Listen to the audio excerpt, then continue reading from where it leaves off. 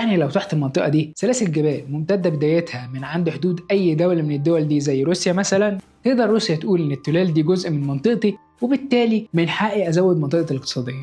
وده مش فرض خيالي على فكرة، روسيا فعلا قدمت الكلام ده سنة 2001 للجنة حدود الجرف القاري واترفض طلبها. في نفس الوقت كندا والدنمارك كانوا بيحاولوا برضه هم كمان يزودوا مناطقهم الاقتصادية ويزودوا أبحاثهم على تلال تعتبر جزء من جرفهم القاري. طبعا روسيا مش هتتنازل عن حقها، فبجانب زيادة تسليحها وراداراتها بعيدة المدى اللي موجودة قرب المنطقة، كمان طورت قوة مهمة تانية وهي كاسحات الجليد. ودلوقتي عندها 57 كاسحة جليد في القطب الشمالي بس، وبتعتبر السفن دي هو لا غنى عنها في أي صراع محتمل في المنطقة. مين بقى اللي شايف الثروات دي كلها ومعاه الفلوس والتكنولوجيا وعارف قيمة الاستثمار والثروات في المستقبل في المنطقة دي؟ أكيد طبعا الصين. هتقول لي إيه علاقة الصين أصلا بالقطب الشمالي؟